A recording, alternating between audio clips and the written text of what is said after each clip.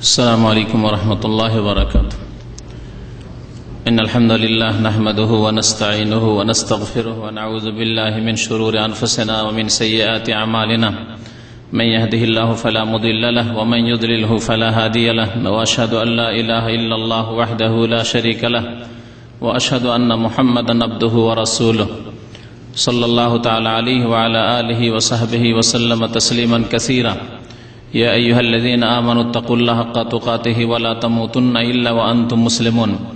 يا أيها الناس اتقوا ربكم الذي خلقكم من نفس واحدة وخلق منها زوجها وبث منهما رجالا كثيرا ونساء واتقوا الله الذي تساءلون به والأرحام إن الله كان عليكم رقيبا. يا أيها الذين آمنوا اتقوا الله وقولوا قولا سديدا يصلح لكم أعمالكم ويغفر لكم ذنوبكم ومن يطع الله ورسوله فقد فاز فوزا عظيما. أما بعد فإن خير الحديث كتاب الله وخير الهدي هدي محمد صلى الله عليه وسلم وشر الأمور محدثاتها وكل محدثة بدعة وكل بدعة ضلالة وكل ضلالة في النار.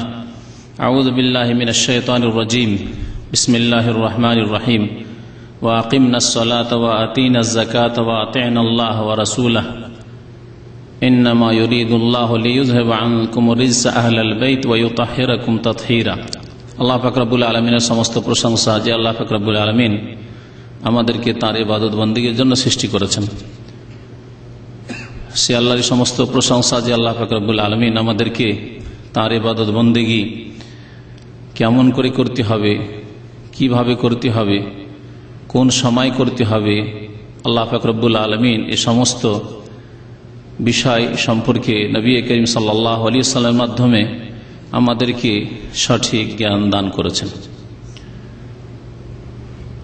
আজকে আপনাদের সামনে নারীদের নামাজ সম্পর্কে আলোচনা রাখব, যে সম্পর্কে অনেকেই সঠিক ধারণা রাখেন না। এর আগে মহিলাদের পবিত্রতা সম্পর্কে আলোচনা করা হয়েছে, আর পবিত্রতার পরে হচ্ছে মুসলিম জীবনে নামাজ। সুতরাং নামাজ সম্পর্কে আলোচনা পেশ করব যে নারীদের নামাজ কেমন হওয়া উচিত। আল্লাহ পাক রব্বুল আলামিন কোরআনে কারিমে 100-র বেশি আয়াতে নামাজের কথা উল্লেখ করেছেন, যেখানে আমভাবে নারী পুরুষ সকলকে আল্লাহ পাক আদেশ দান করেছেন, সকলের কথা উল্লেখ করেছেন। বিশেষ করে নারীদের কথা আল্লাহ পাক রব্বুল আলামিন নারীদেরকে সম্বোধন করে সূরা আহজাবে নামাজের আদেশ করেছেন। যদিও সরাসরি সম্বোধন করা হয়েছে উম্মাহাতুল মুমিনিনদেরকে, নবী করিম সাল্লাল্লাহু আলাইহি সাল্লামের বিবিগণকে, তবে পরোক্ষভাবে উম্মতের মহিলাদের সম্বোধন করা হয়েছে। মহান আল্লাহ ইরশাদ করেছেন সূরা আহজাবের আয়াত নম্বর 33-এ, ওয়া আকিমনাস সালাতা ওয়া আতিনাজ যাকাত, হে নারীরা তোমরা সালাত কায়েম করো, নামাজ কায়েম করো, ওয়া আতিনাজ যাকাত, যাকাত প্রদান করো, ওয়া আতিনাল্লাহ ওয়া রাসূলাহ, এবং আল্লাহ ও তার রাসূল সাল্লাল্লাহু আলাইহি সাল্লামের আনুগত্য করো। এই তিনটি আদেশ আল্লাহ পাক রব্বুল আলামিন এখানে বিশেষভাবে নারীদেরকে সম্বোধন করে বলেছেন। তাহলে কোরআনে কারিমে ব্যাপক অর্থে নারী পুরুষ সকলকে নামাজের আদেশ করা হয়েছে। সুতরাং নামাজ কায়েম করা প্রত্যেক নর এবং নারীর উপর ফরজ। আর বিশেষ করে আল্লাহ পাক রব্বুল নারীদেরকে এখানে তাগিদ করেছেন আর অতিরিক্ত হুকুম। সুতরাং নারীদেরকে এই নামাজের ক্ষেত্রে আরো যত্নবান হওয়া উচিত, কারণ তাদের পবিত্রতা এবং নাপাকির বিষয়টি অনেক ক্ষেত্রে পুরুষদের চাইতে ভিন্ন। সেজন্য এই ক্ষেত্রে তাদের আরো বেশি যত্নবান হইতে হবে। মহিলাদের ক্ষেত্রে দেখা যায় যে অনেক সময় তারা নাপাকির অজুহাতে পাক থাকতে পারি না, অথবা কাপড় পরিষ্কার রাখতে পারি না, বা নাপাকি থেকে বাঁচাতে পারি না, অথবা কাজের ব্যস্ততা দেখে অনেকে নামাজে গাফিলতি করে। আল্লাহ পাক রব্বুল আলামিন খাস ভাবে তাদেরকে আদেশ করছেন ওয়া আকিমনাস সালাতা ওয়া আতিনাজ যাকাত। এতে আরো জানতে পারলাম যে যদি নারীদের কাছে ধন সম্পদ থাকে, যা নেশাবে পৌঁছে, তাহলে তাদের জাকাত দিতে হবে এবং জাকাত তাদের উপর ফরজ। তাদের ধন সম্পদে, তাদের স্বর্ণে, তাদের চাঁদিতে তাদের উপর জাকাত ফরজ। তাদের স্বামীরা, তাদের অভিভাবকরা যদি স্বেচ্ছায় দিয়ে দেয় সেটি তাদের বিষয়, কিন্তু যেই ব্যক্তির ব্যক্তি মালিকানা রয়েছে এবং নারীদের ব্যক্তি মালিকানা রয়েছে, সুতরাং তাদের উপর জাকাত ফরজ, যাদের কাছে আল্লাহ পাক ধন সম্পদ দিয়েছেন এবং নেশাবে পৌঁছেছে। নামাজ সম্পর্কে আমাদের জানা আছে যে নামাজ হচ্ছে ইসলামের দ্বিতীয় অত্যন্ত গুরুত্বপূর্ণ স্তম্ভ। নামাজ ছাড়া দিন কায়েম হয় না, নামাজ ছাড়া দিন প্রতিষ্ঠিত হয় না। নামাজ হচ্ছে দিনের, ইসলামের স্তম্ভ। এই জন্য নামাজ ছেড়ে দিলে ইসলাম থাকে না। এবং নামাজের গুরুত্ব সম্পর্কে, নামাজ ছেড়ে দিলে ওর শাস্তি সম্পর্কে, এবং নামাজ না পড়লে, নামাজ না আদায় করলে, 5 ওয়াক্তে ঘাটতি করলে ইসলাম থাকে না, এই সম্পর্কে বিস্তারিত এর পূর্বে আলোচনা হয়েছে। যারা নামাজ পড়ে না তাদের জন্য কোরআন কারীমে কঠোর শাস্তির কথা আল্লাহ পাক উল্লেখ করেছেন। ফাখালাফা মিন বাদিহিম খালফুন আদাউস সালাত ওয়াত্তাবাউশ শাহওয়াত ফাসাউফা ইয়ালকাউনা গায়্যা। মহান আল্লাহ ইরশাদ করেছেন সূরা মারইয়ামে যে পরবর্তীকালে কিছু লোকের আসবে আদাউস সালাত, যারা নামাজকে বিনষ্ট করবে। নামাজ বিনষ্ট করা কি? নামাজ বিনষ্ট করা সম্পর্কে অধিকাংশ তাফসীরকারগণ বলেছেন যে একেবারে নামাজ ছেড়ে দেওয়া নয়। যারা নামাজ ছাড়ে তারা তো নষ্ট করলই, কিন্তু যারা নামাজ পড়ে সময় মতো পড়ে না, নামাজ পড়ে কিন্তু সময় মতো নামাজ পড়ে না, ফজরের নামাজ সূর্য ওঠার পরে পড়ে, যা আজকাল অধিকাংশ নামাজি যারা তাদের অবস্থা। সূর্য ওঠার পরে নামাজ পড়ে, ডিউটি যাওয়ার সময় নামাজ পড়ে, জোহর আসরকে বিলম্ব করে একসাথে পড়ে, ডিউটি সেরে আসলো সারাদিন তারপরে পড়ে, ওয়াক্তের সময়ের পরোয়া নেই তাদের। এদেরকে নামাজ বিনষ্টকারী বলে আখ্যায়িত করা হয়েছে। তাফসীরকারগণ বলেছেন আদাউস সালাত, নামাজকে নষ্ট করলো মানে তারা নামাজ পড়ে কিন্তু তারা সময়গুলিকে নষ্ট করলো, নামাজের নির্ধারিত সময়ে নামাজ আদায় করলো না। ফাসাউফা ইয়ালকাউনা গায়্যা, এরা গাই নামক জাহান্নামের সম্মুখীন হবে। গাই এর একটি তাফসীর হচ্ছে জাহান্নাম, আর একটি তাফসীর হচ্ছে সর্বনাশ হওয়া, ক্ষতিগ্রস্ত হওয়া, খাসারা। ইন্নাল ইনসানা লাফি খুসর। আজকাল এখানকার মাতৃভাষা আপনারা খাসারা বুঝেন, লস। তো জাহান্নামের সম্মুখীন হবে অথবা সার্বিক দিক থেকে ক্ষতিগ্রস্ত যারা নামাজকে নষ্ট করবে, নামাজ সময় মতো আদায় করবে না। মহিলাদের একটি রোগ হচ্ছে যে নামাজ যদিও পড়ে তারা সময় মতো নামাজ আদায় করে না। ফাঁক শাকের বাহানায় জোহরের নামাজ 2টো 2:30, খাওয়া দাওয়া শেষ করে আসরের সাথে হয়তো 3টে 4টায় এরকম পড়লো, মাগরিবকে বিলম্ব করে দিল, এশার নামাজকে পড়লো রাত 10টা 11টা 12টা, বিলম্ব করে 10টা 11টার মধ্যে পড়লেও তো চলে, কিন্তু এমন যে অর্ধেক রাত পার হয়ে গেল, অর্ধেক রাত পার হয়ে গেলে এশার নামাজের সময় অধিকাংশ আইম্মা কেরামদের নিকট শেষ হয়ে যায়। নামাজের সম্পর্কে নারীদের বেশ কিছু মাসলা মাসাইল রয়েছে যেগুলি নারীদের সাথে খাস। তার মধ্যে একটি বিষয় হচ্ছে যে মহিলাদের আজান ও ইকামত, এই বিষয়টি সম্পর্কে ফুকাহে কেরামদের বড় ইখতিলাফ রয়েছে। তবে প্রসিদ্ধ 2টি মত। ফুকাহে কেরামদের একদল বলছেন যে না, মহিলাদের আজান একামত নেই, আজানও নেই একামত নেই, ঝামেলা সাফলদের কাছে।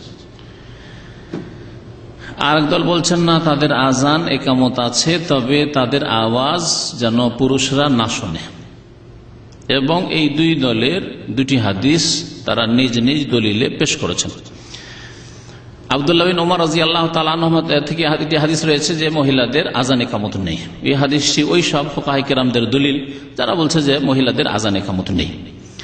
আর যারা বলছে যে আজান সাধারণত দিলে শুনতে পাবে আওয়াজ, সুতরাং আজান দেবে না, কিন্তু কমের পক্ষে একামত, যারা বলছেন যে আজান একামত মহিলাদের আছে, আজানের ক্ষেত্রে যদি জোরে আজান দিলেই তো শুনতে পাবে বাইরের লোকেরা, আর আজান পুরুষদেরকে শোনানো যাবে না। এই জন্য এই বিষয়টি জটিল। তারা দলিলে পেশ করেছেন যে মা আয়েশা রাদিয়াল্লাহু তাআলা আনহা, একটি হাদিস বর্ণনা রয়েছে তার থেকে, বাইহাকিতে হাদিসটি রয়েছে যে তিনি আজান একামত দিতেন, আজান একামত দিতেন। এই হাদিসটি ওই সব আইম্মায়ে কেরামদের দলিল যারা বলছে যে আজান একামত দিতে পারে, তবে আজানের ক্ষেত্রে মনে রাখবেন দিলেও আজানের আওয়াজ যাতে করে বাইরে অপর পুরুষের কান পর্যন্ত না যায়, তারা শুনতে না পায়। একামতের বিষয়টি এমন আজানের মতো নয়, এই জন্য শেষ এত লম্বা কথা না বলে আজান একামত সম্পর্কে আল্লামা ইবনে উসাইমিন রাহমাতুল্লাহ আলাইহি খুব সুন্দর এই ক্ষেত্রে ফয়সালা দিয়েছেন। তিনি বলছেন যে আজানের কথা যদি নাও বলি তো কমপক্ষে মহিলারা একামত দিতে পারে, একামত দিলে কোনো অসুবিধা নেই। একামত আজানের দিলে, আজান না দিয়ে মহিলারা যদি তাদের নামাজের একামত দেয় তো কোনো অসুবিধা নেই। আর এতে হবে কি যে দুই রকমের যে হাদিসগুলি রয়েছে সেগুলি সমন্বয় হয়ে যাবে, আমল হয়ে যাবে। ইমাম আহমদ বিন হাম্বল রহমতুল্লাহ আলাইহি থেকে বেশ কয়েকটি মত এই ক্ষেত্রে বর্ণিত রয়েছে, হাদিস বিভিন্ন হওয়ার কারণে। তার মধ্যে শেষ উক্তি তার হচ্ছে যে মহিলারা আজান দেবে না একামত দেবে। তাহলে মহিলাদের একামত দিয়ে নামাজ পড়াই হচ্ছে মুস্তাহাব বলা যেতে পারে। বাকি এই মাসলা ইখতিলাফ রয়েছে, যদি কোনো মহিলা আজান একামত না দেয় কোনো অসুবিধা নেই, বিনা একামতে নামাজ পড়ে। আর যদি একামত দেয় যাতে করে বাড়িতে ঘরের মধ্যে যেসব আর মহিলারা আছে তারাও জানতে পারলো যে এখন নামাজ পড়ছে, আমার মা নামাজ পড়ছে, সুতরাং মেয়েরা নামাজ পড়বে, শাশুড়ি নামাজ পড়ছে, সুতরাং বউয়েরা নামাজ পড়ার জন্য প্রস্তুতি নেবে, তো একামত দিলে ভালো। আল্লাহু আলাম। মহিলাদের আরেকটি মাসলা নামাজ সম্পর্কে, সেটি হচ্ছে লেবাসের মাসলা। নামাজের অবস্থায় তাদের পোশাক কেমন হওয়া উচিত, এই বিষয়টি অত্যন্ত গুরুত্বপূর্ণ বিষয় এবং জটিল বিষয়। কারণ এতে নামাজ হওয়া না হওয়ার বিষয়টি নির্ভরশীল। যদি ফরজ লেবাস নামাজের অবস্থায় যা তাতে ঘাটতি হয়ে যায় তাহলে ওই অবস্থায় নামাজ হবে না। কারণ নামাজের একটি শর্ত হচ্ছে যে লজ্জা স্থান আবৃত হইতে হবে, লজ্জা স্থান আবৃত হইতে হবে। পুরুষদের লজ্জা স্থান নাভি থেকে হাঁটু পর্যন্ত, সুতরাং নামাজের অবস্থায় কোন পুরুষের যদি হাঁটুর কোনো অংশ খুলে যায়, হাঁটুর ওপরের কোনো অংশ, রানের কোনো অংশ খুলে যায়, অথবা নাভির নিচে কাপড় চলে যায়, নাভির সরাসরি পিছন দিকে কাপড় নেমে যায়, যেমন অনেক প্যান্ট পরা ভাইয়েরা যখন টান দেয় রুকুতে তখন পিছন দিকে কিন্তু প্যান্টটা নেমে চলে আসে, নামাজ হবে না। এগুলি বাস্তব বিষয়। ঠিক তেমনি মহিলাদের বিষয়টিকে আমাদেরকে বুঝতে হবে যে তাদের লজ্জাস্থান কতটুকু, মানে তাদের আওরাত আবৃত রাখতে হবে কতটুকু। মহিলাদের ক্ষেত্রে মাথা থেকে পা পর্যন্ত আলমার আত আওরাত, নবী করিম সাল্লাল্লাহু আলাইহি ওয়াসাল্লাম হাদিস রয়েছে যে মহিলারা হচ্ছে ঢেকে রাখার জাতি, আবৃত জাতি, তাদেরকে ঢেকে রাখতে হবে বা ঢেকে থাকতে হবে। সুতরাং নামাজের অবস্থায় এই মুখমণ্ডল চেহারা ছাড়া, যদি অপর পুরুষ না থাকে, অপর পুরুষ থাকলে চেহারাও ঢাকতে হবে। তাহলে হেজাব পর্দার বিষয় আর নামাজের লেবাস দুটো ভিন্ন ভিন্ন মাসলা। এই দুটো মাসলাকে অনেকে এক করে দিয়েছে মহিলাদের ক্ষেত্রে, যার ফলে তাদের এই দুটো বিষয় বুঝতে গিয়ে গোলমাল হয়েছে। আর বলে ফেলেছে না চেহারা খুলতে পারে না। হেজাবের ক্ষেত্রে বাইরে যখন বের হবে, অপর পুরুষের সামনে পড়তে পারে, তখন চেহারাও ঢাকতে হবে, হাতও ঢাকতে হবে, চেহারাও ঢাকতে হবে, পাও ঢাকবে। এটি হচ্ছে সহিহ। কিন্তু নামাজের অবস্থায় যখন অন্য কোনো অপর পুরুষ নেই, তখন নামাজের পোশাক, এক হচ্ছে নামাজের পোশাক তাহলে, আর আরেকটি বিষয় হচ্ছে হেজাব, পর্দার পোশাক। পর্দার পোশাক, বোরকা, নিকাব সহ মুখমণ্ডল ঢাকা, এটি হচ্ছে হেজাব, পর্দার পোশাক। হেজাব অর্থাৎ বাইরে অপর পুরুষের যেখানে সম্মুখীন হইতে পারে, সামনে যেতে পারে বা অপর পুরুষ সামনে আসতে পারে, তখন হেজাব করে থাকবে, পর্দা করে থাকবে। তাহলে পর্দার মাসলা আলাদা আর নামাজের পোশাকের বিষয়টি আলাদা বিষয়। নামাজের পোশাক হচ্ছে গোটা শরীর মহিলাদের ঢাকা থাকবে, মুখমণ্ডল ছাড়া। তাহলে মুখমণ্ডল মহিলাদের নামাজের অবস্থায় খোলা থাকবে, এতে কোনো দ্বিমত নেই। এখন বাকি থাকে হাত কবজি পর্যন্ত আর পা, দুই পা টাকনু পর্যন্ত আর হাত কবজি পর্যন্ত। এই সম্পর্কে ফুকাহা কিরামদের ইখতিলাফ আছে। নামাজের অবস্থায় মহিলারা কি হাত ঢাকতে হবে, হাতে মোজা পরে হোক আর যেভাবে হোক হাত ঢেকে থাকবে, না হাত খুলতে পারে? একদল ফুকাহা কিরাম বলছেন, ওলামারা বলছেন যে হাত আর পা খোলা রাখা জায়েজ, তবে উত্তম হচ্ছে ঢেকে রাখা নামাজের অবস্থায়। আর একদল ফুকাহা কিরাম বলছেন না, মহিলারা নামাজের অবস্থায় তাদের হাত এবং পা ঢেকে রাখা আবশ্যক, ঢেকে রাখতে হবে। তাহলে শুধু খুলে রাখতে হবে নামাজের অবস্থায় মহিলারা কি বললাম? মুখমণ্ডল যদি অপর পুরুষ না থাকে, বাড়ির মধ্যে নামাজ পড়ছে, দেবর নেই সামনে, ভাসুর নেই সামনে, অথবা রাস্তাঘাটে কোথাও মাঠে নামাজ পড়ছে না, যেখানে অন্য কোনো পুরুষের নজর আসতে পারে, মসজিদ হারাম, মসজিদ নবী যেখানে নজরে আসতে পারে, তাহলে ঢেকে নামাজ পড়তে হবে। কিন্তু বাড়ির মধ্যে, নিজের ঘরের মধ্যে নামাজ পড়লে চেহারা খুলে নামাজ পড়বে। এই মাসলা দ্বারা স্পষ্ট হয় যে আমাদের দেশের মহিলারা যদি শাড়ি ব্লাউজে নামাজ পড়ে, এই নামাজ হবে? হ্যাঁ বলেন, শাড়ি ব্লাউজে নামাজ পড়ে তা নামাজ হবে? নামাজ হবে না। কারণ শাড়ি ব্লাউজে যতই সতর্কতা অবলম্বন করুক না কেন, যখন রুকুতে যাবে অথবা যখন সেজদায় যাবে, তখন ডান দিক থেকে বাম দিক থেকে কিছু অংশ তো অবশ্যই খুলে যাবে, বিশেষ করে আজকালকার যে ব্লাউজ। তাহলে এই শাড়ি ব্লাউজে নামাজ পড়া জায়েজ হবে না, অসতর্কতা। নামাজের যে কোনো অবস্থায় যদি শরীরে কিছু অংশ খুলে যায়, এই চেহারা মুখমণ্ডল ছাড়া আর হাত পা ধরে নিলে ইখতিলাফ যখন আছে যে হাত আর পা ছাড়া, তাহলে নামাজ নষ্ট হয়ে যাবে মহিলাদের।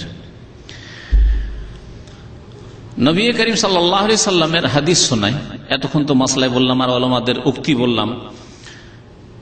নবী সাল্লাল্লাহু আলাইহি ওয়াসাল্লাম বলছেন, লা ইয়াকবালুল্লাহু সালাতা হায়েজিন ইল্লা বিখিমারিন। আল্লাহ পাক সাবালিকা মেয়ের নামাজ কবুল করবে না। হায়েজ মানে যে হায়েজের বয়সে পৌঁছে গেছে, মাসিক ঋতুর বয়সে পৌঁছে গেছে, হায়েজ বলা হয়েছে। আর হায়েজ মানে যদি ঋতুবতী হয়, ঋতুবতী অবস্থায় নামাজই নেই।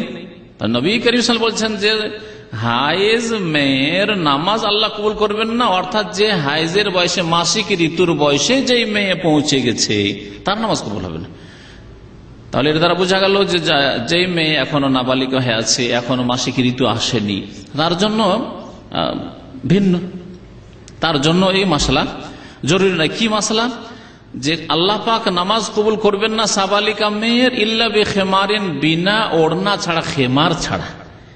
খেমার বলা হয় এমন লম্বা চওড়া প্রশস্ত চাদরকে যাতে শরীর পুরো মহিলাদের ঢেকে নেই, বা যে শরীরে যে অংশগুলি ব্লাউজ শাড়ি পরার পরে খুলে আছে বা খুলে যাওয়ার আশঙ্কা আছে সেগুলিকে ঢেকে নেই। খেমার, খেমার ওড়না আমরা বলছি, খেমারের তরজমা হচ্ছে বাংলা উর্দুতে ওড়না। এই হাদিস মুসনাদ আহমদে আছে, আবু দাউদে আছে, তিরমিজিতে আছে, নাসাই ইবনে মাজায় রয়েছে, হাদিসটি সহিহ। উম্মে সালামা রাদিয়াল্লাহু তাআলা আনহা থেকে আরেকটা হাদিস বর্ণিত রয়েছে, আন্নাহা সালাতিন নবী সাল্লাল্লাহু আলাইহি ওয়াসাল্লাম, নবী সাল্লাল্লাহু আলাইহি ওয়াসাল্লামকে জিজ্ঞাসা করলেন উম্মে সালামা, নবী সাল্লাল্লাহু আলাইহি ওয়াসাল্লামের বিবি, আতুসাল্লিল মারাতু ফি দিরইন ওয়া খিমারিন, কোন মহিলা কি একটি কামিজ এবং একটি ওড়নায় নামাজ পড়তে পারে? বেগাইর এজারিন, লুঙ্গি নেই, অর্থাৎ নিচের দিকে আজকালকার সালোয়ার ধরে, সালোয়ার নেই কিন্তু একটি কি আছে? কামিজ আছে, অর্থাৎ আজকালকার ম্যাক্সি ধরে নেন, ম্যাক্সি। তখন তো পয়সার অভাব ছিল, লেবাস পোশাকের অভাব ছিল, হয়তো একটি লম্বা চওড়া ঢিলা ঢালা কামিজ এখান থেকে শুরু করে পা পর্যন্ত, যেমন আমাদের জুব্বা আছে, আর ভিতরে আর কিছু নেই। যেমন আজকাল আমাদের দেশের মহিলাদের যে সায়া রয়েছে, কারণ অনেকে আবার আমাদের দেশে এই সংশয় উঠিয়েছে যে না না না, সায়াতে নামাজ হবে না, সায়া শাড়িতে নামাজ হবে না, কারণ নিচের দিকে আবার ওই সালোয়ারের মতো কিছু হইতে হবে। এইরকম ধরনের মাসলা উঠিয়ে অনেকে অস্বস্থার সৃষ্টি করেছে। একটি যখন কামিজ, তাহলে বোঝা গেল যে নিচের দিক খোলা, নিচে সালোয়ার নেই, বেগাইরে এজার, কিছু নেই। জিজ্ঞাসা করলেন নবী করিম সাল্লাল্লাহু আলাইহি সাল্লামকে উম্মে সালামা রাদিয়াল্লাহু তাআলা আনহা যে কোন মহিলা, দের মানে হচ্ছে জামা কামিজ, আর খেমার মানে হচ্ছে ওড়না, তার উপর ওড়না আছে, মাথা থেকে ঢাকা আছে, ঢিলা ঢালা ওড়না, আর একটা কামিজ আছে, বিনা ইজারে মানে বিনা সালোয়ারে, পায়জামা নেই। কাল নবী করিম সাল্লাল্লাহু আলাইহি ওয়াসাল্লাম বললেন, ইযা কানা দিরউ সাবিগান, যদি জামা লম্বা হয়, তাহলে জামা ছোট হলে আজকালকার যে কামিজগুলি আছে এই কামিজ তাহলে হবে না, যদি লম্বা হয় ম্যাক্সির মতো, তাহলে কতটা লম্বা হইতে হয়? ইউগাত্তি যুহুরা কাদমাইহা, মহিলার পায়ের ওপর ভাগকে যদি ঢেকে নেই, ওপর ভাগকে যদি ঢেকে নেই বা ঢেকে দেয়, ইউগাত্তি যুহুরা কাদমাইহা, তাহলে পা পর্যন্ত ঢেকে। যারা বলেছেন যে পাও ঢাকতে হবে, তারা এই হাদিসের অংশটুকু পেশ করেছে, পাও ঢাকতে হবে। তো এই হাদিসগুলি প্রমাণ করে যে মহিলাদের তাহলে মাথা ঢাকা ফরজ, মাথার চুল যদি খোলা থাকে ওই অবস্থায় নামাজ হবে না। এইরকমই কাঁধ ঢাকা, গর্দন ঢাকা, গলা ঢাকা মহিলাদের ফরজ। ইমাম ইবনে তাইমিয়া রাহমাতুল্লাহ আলাইহি বলছেন, তার মাজমুল ফতাওয়া 37 খণ্ডে রয়েছে, এই মাজমুল ফতাওয়ার 22তম খণ্ডের 114 পৃষ্ঠায়, ফাইনাল মারাত লাউ সাল্লাত ওয়াহদাহা, মহিলা যদি একাও নামাজ পড়ে, কানাত মামুরাতান বিল ইখতিমার, তবুও তাকে ওড়না পড়তে হবে। একাই নামাজ পড়ছে, কোনো কেউ নেই তার সামনে, না দেবর আছে, না ভাসুর আছে, না অন্য কোন পুরুষ আছে, কেউ নেই, একাও যদি নামাজ পড়ে তবু কি করতে হবে? ওড়না নিতে হবে। ওয়াফি গায়রি সালাতি ইয়াজুজু লাহা কাশফু রাসি ফি বাইতিহা, কিন্তু নামাজের মধ্যে নেই, নিজের বাড়িতে আছে, স্বামী আছে, ছেলেরা আছে, তাহলে এই অবস্থায় নামাজের বাইরে তার জন্য মাথা খোলা যায় ফি বাইতিহা, নিজের বাড়িতে, অপরের বাড়িতে নয়। অপর বাড়িতে যেখানে হঠাৎ করে অপর পুরুষ হঠাৎ ঢুকতে পারে, কারো বাড়ি মেহমান হয়ে গেছে, অনেক মহিলারা কিন্তু এইরকমই করে, অপরের বাড়িতে গিয়ে বোরকা খুলে ফেলেছে, ওড়নাও খুলে ফেলেছে, মাথার চুল খুলে আছে, আর হঠাৎ করে হয়তো বাড়িওয়ালা ঢুকলো, ও জানে না যে এখানে কোনো মহিলা আছে, আর নিজে আমার স্ত্রী আছে মনে করে ঢুকে পড়লো, সমস্যা না। এই জন্য উলামায়ে কেরামরা বলেছেন নিজের বাড়িতে তাহলে মাথা মেয়েরা খুলতে পারে নামাজের বাইরে, কিন্তু নামাজের মধ্যে মাথা ঢাকতে হবে। তাহলে মাথা ঢাকা, চুল ঢাকা নামাজের মধ্যে, এটি হচ্ছে মহিলাদের জন্য জিনাত, অলংকার, সাজসজ্জা গ্রহণ করা, যার আল্লাহ পাক আদেশ করেছেন কোরআনে কারীমের একটি আয়াতে, ইয়া বানি আদম খুযু জিনাতাকুম ইনদা কুল্লি মসজিদ, হে আদম সন্তান সন্ততি, তোমরা তোমাদের জিনাত গ্রহণ করো, সাজসজ্জা গ্রহণ করো, ইনদা কুল্লি মসজিদ, প্রত্যেক মসজিদে, অর্থাৎ নামাজের সময়। এই আদেশ যেমন পুরুষদেরকে তেমন মহিলাদেরকে। সুতরাং বলছেন ইমাম ইবনে তাইমিয়া রাহমাতুল্লাহ, ফাআখযু যিনাত ফি সালাতি হাক্কুন লিল্লাহ, তাহলে জিনত গ্রহণ করা অর্থাৎ মাথা ঢাকা, মহিলাদের চেহারা ছাড়া শরীরের সমস্ত অংশ ঢেকে রাখা, এটি আল্লাহর হক। এটা অপর পুরুষ আসছে এই জন্য নয়, আল্লাহর হক এটি। কেউ থাক আর না থাক, নামাজের অবস্থায় গোটা শরীর ঢাকা থাকতে হবে, মুখমণ্ডল ছাড়া। এইরকমই উদাহরণ দেখেন তাওয়াফের ক্ষেত্রে। ইমাম ইবনে তাইমিয়া বলছেন যে তাওয়াফের সময় যদি কোনো বান্দা না থাকে, যদি আজকাল হয়তো কল্পনা করা যায় না 24 ঘন্টা তাওয়াফ চলতে আছে আর লোকজনের সমাগম আছে, কিন্তু এমন একটা যুগ ছিল, হইতে পারে গভীর রাত্রে কেউ নেই, হয়তো আজকে থেকে 1000 বছর আগে, বা এমন যুগগুলিও কেটেছে মক্কার উপর, যেই যুগে নিরাপত্তাহীনতা ছিল, নিরাপত্তা ছিল না, তখন মানুষই নেই, হইতো জনশূন্য। তাহলে কোনো মানুষ নেই, তাই বলে কি উলঙ্গ হয়ে তাওয়াফ করা যাবে? কোনো মানুষ তো দেখে না। বলছেন কোন ব্যক্তির জন্য জায়েজ নয় যে উলঙ্গ হয়ে তাওয়াফ করে, ওয়ালাউ কানা ওয়াহদাহু বিল্লাইল, যদিও রাতের অন্ধকারে হোক না কেন, একাই। ওয়ালা ইউসাল্লি ওরিয়ান ওয়ালাউ কানা ওয়াহদাহু, কেউ যদি একা থাকে, যে আমি বাড়িতে আছি আর আমি তাহাজ্জুদ নামাজ পড়ছি, আর এখানে তো কেউ দেখবে না, রাতে সকলে ঘুমিয়ে আছে, কেউ জেগে নেই, উলঙ্গ নামাজ পড়লে নামাজ হবে না। ওই রকমই মহিলাদের বিষয়টি। এলা আন কাল, তারপরে বলছেন ফালাইসাতিল আওরাতু ফিস সালাতি মুরতাবিতাতান বিআওরাতিন নাজরি, তাহলে নামাজের অবস্থায় যে শরীরকে আবৃত করতে হবে, এই বিষয়টির সম্পর্ক কেউ দেখে নেবে এর সাথে নাই, বরং আল্লাহর হক এটি। কেউ দেখুক আর নাই দেখুক, কোন পুরুষ থাক আর নাই থাক, আল্লাহর হক হচ্ছে যে নামাজের অবস্থায় মহিলারা শরীরকে ঢেকে রাখবে। মনে রাখবেন যে শুধু বললাম চেহারার কথা, যাতে কোনো ইখতিলাফ নেই যে চেহারা খুলে রাখবে নামাজের অবস্থায়, যদি বাড়িতে নামাজ পড়ে যেখানে অপর পুরুষ নেই। আর হাত আর পায়ে ইখতিলাফ রয়েছে, উত্তম হচ্ছে তাও ঢেকে রাখা। মহিলাদের নামাজের আরেকটি বিষয় হচ্ছে যে তাদের জামাত করে নামাজ পড়া। সকলে মহিলা ইমাম দিয়ে যদি জামাত করে, তাহলে এই সম্পর্কেও ইখতিলাফ আছে। একদল বলছে না, জামাত করবে না, অপছন্দনীয় বা জায়েজ নয়। আরেক দল বলছে যে মুস্তাহাব, আরেক দল বলছে যে জায়েজ, মুবাহ। এ সমস্ত ইখতিলাফের শেষ খোলাসা হচ্ছে, সার হচ্ছে যে মহিলারা যদি এক দল থাকে বাড়িতে, যে কোনো বাড়িতে, মা আছে, তার মেয়েরা আছে, তাহলে জামাত করে নামাজ পড়া মুস্তাহাব। ওয়া লাআল্লা রাজি ইস্তিহবাবুহু, যত ইখতিলাফ রয়েছে তার মধ্যে সবচাইতে উত্তম মাসলা হচ্ছে যে জামাত করে মহিলাদের নামাজ পড়া হচ্ছে মুস্তাহাব। কারণ মহিলাদেরকে দেখা যায় যে এক বাড়িতে 5-7জন মহিলা আছে, একা একা নামাজ পড়বে। 5 জন আছে, শাশুড়ি আছে 6 জন বউগুলোকে দিয়ে, না বউরা নিজের নিজের ঘরে আলাদা আলাদা নামাজ পড়েছে, কেউ কখন এইরকম আমাদের দেশের নামাজের দৃশ্য ঠিক এইরকমই।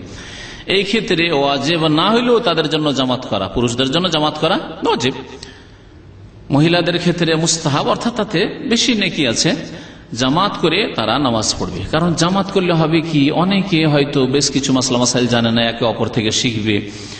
এছাড়া জামাতে নামাজ পড়লে ঐক্য আসবে, জামাতে নামাজ পড়লে খুশু খুজুবি এসে আসবে, জামাতে নামাজ পড়লে ভুলবে না, শয়তানি ওয়াসওয়াসা কম হবে। একা নামাজ পড়লে দেখবেন বেশিরভাগ ভুলে যান, করে কাত হইল আর না হইল, কি পড়লাম নাই পড়লাম। হ্যাঁ, কিন্তু একসাথে নামাজ পড়লে সাধারণত ভুলেন না, বিশেষ করে ইমাম যে দায়িত্ব নিয়েছে ও তো ভুলে না। সুতরাং একসাথে জামাত করে নামাজ পড়লে ভালো। জামাত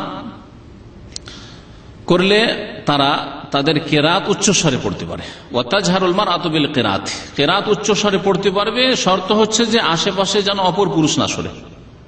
নিজের স্বামী শুনলে কোনো দোষ নেই, নিজের বাবা শুনলে কোনো দোষ নেই, নিজের ছেলেরা শুনলে কোনো দোষ নেই, নিজের আপন ভাইয়েরা শুনলে কোনো দোষ নেই। কিন্তু চাচাতো ভাই, মামাতো ভাই, খালাতো ভাই, ফুফাতো ভাই, দেবর, ভাসুর শুনছে না, ওই রকম জোরে তেলাওয়াত করবে না। এবং এই জামাতের ক্ষেত্রে জামাত যখন করবে, মহিলা ইমাম কাতারের সামনে দাঁড়াবে না, কাতারের প্রথম কাতারের মাঝখানে দাঁড়াবে।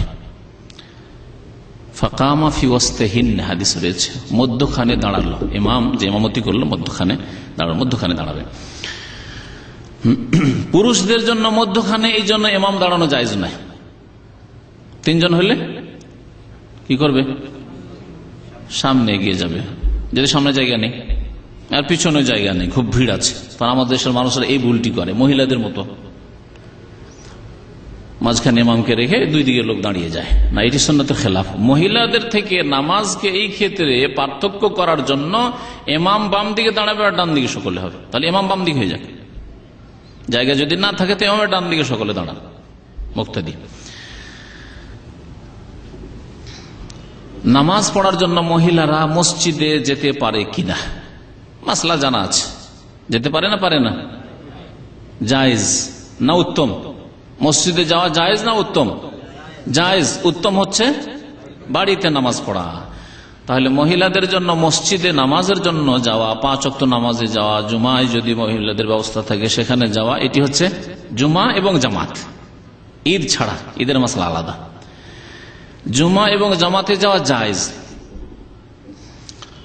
কিন্তু বাড়িতে নামাজ পড়া তাদের জন্য উত্তম। সহিহ মুসলিমে হাদিস রয়েছে, নবী করিম সাল্লাল্লাহু আলাইহি ওয়াসাল্লাম বলেছেন, লা তামনাউ ইমা আল্লাহ মাসাজিদাল্লাহ ওয়া বুয়ুতুহুন্না খায়রুল লাহুন্না। লা তামনাউ ইমা আল্লাহ, আল্লাহর বান্দীদেরকে আল্লাহর মসজিদ থেকে তোমরা বাধা দিও না। অর্থাৎ আল্লাহর মসজিদে গিয়ে যদি আল্লাহর বান্দীরা অর্থাৎ মেয়েরা নামাজ পড়তে চায়, মহিলারা, তাহলে তাদেরকে বাধা দিও না। সম্বোধন কাকে করা হয়েছে? কাকে বলা হয়েছে?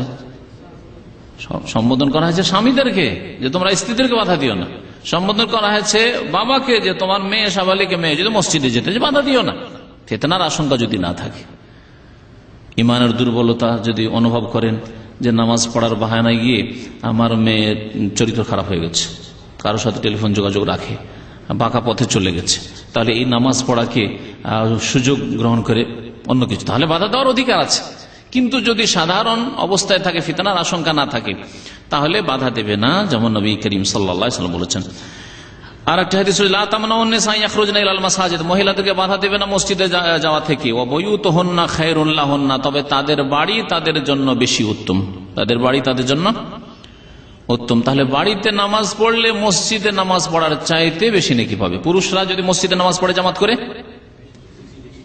25 বা 27 গুণ হাদিস আছে। এই ক্ষেত্রে ইমাম ইবনে হাজার রাহমাতুল্লাহ আলাইহি সমন্বয় করেছেন 25-27 এর মাঝে। রাতের নামাজ যদি মসজিদে গিয়ে পড়ে 27 গুণ, আর দিনের নামাজ যদি মসজিদে গিয়ে পড়ে 25 গুণ।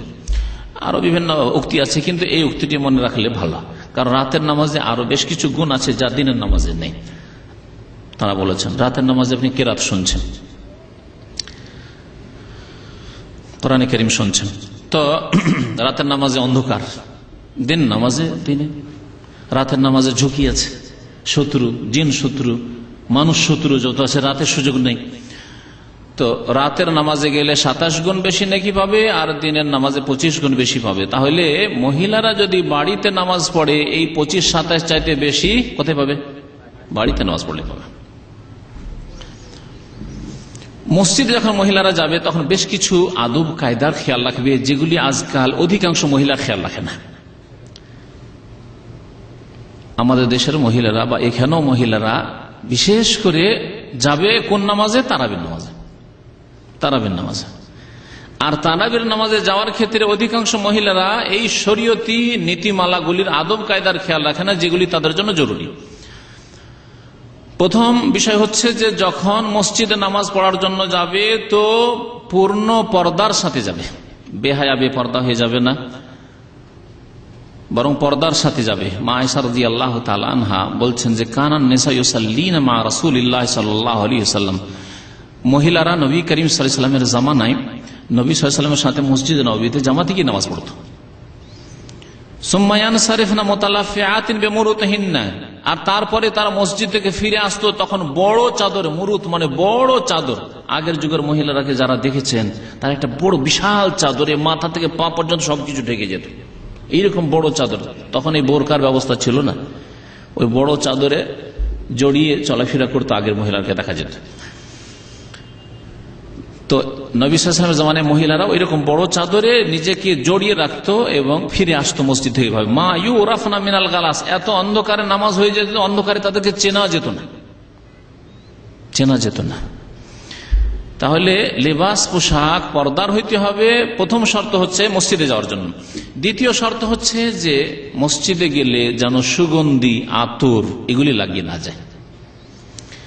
যেই মহিলা সুগন্ধি লাগিয়ে রাস্তাঘাটে চলাফেরা করে, বাজারে চলাফেরা করে বা মসজিদের পথে চলাফেরা করে, তাদেরকে নবী করিম সাল্লাল্লাহু আলাইহি ওয়াসাল্লাম ফাহিয়া কাযা ওয়া কাযা। আর পুরুষ লোকেরা যদি তাদের সুগন্ধি পাশ দিয়ে চলতে গিয়ে, রাস্তা দিয়ে চলতে গিয়ে পেয়ে যায়, তাহলে সেই মহিলারা হচ্ছে জানিয়া, জেনাকারিনী, বদচরিত্রে বলা হয়েছে। নবী করিম সাল্লাল্লাহু আলাইহি ওয়াসাল্লামের একটি হাদিস রয়েছে, মুসনাদ আহমদে, আবু দাউদে হাদিস রয়েছে, লা তামনু ইমা আল্লাহে মাসাজিদ, আল্লাহর মসজিদ থেকে আল্লাহর বান্দীদেরকে বাধা দিও না, ওয়াল ইয়াখরুজনা তাফিলাত। এতে অতিরিক্ত এই শব্দ বা এই বাক্যটুকু রয়েছে যে তারা যেন একেবারে সাদা সিধে হয়ে যায়। ময়লা কাপড়, পুরাতন কাপড়, এমন না যে নতুন নতুন কাপড় আর সাজ করা আছে। আজকালকার বোরখার অবস্থা, ভিতরের কাপড়ের চাইতো নাক নকশা বেশি বোরখার কাপড়ের। এগুলি বোরখা নয়, আসলে এক রকমের ফ্যাশনের ড্রেসে পরিণত হয়েছে।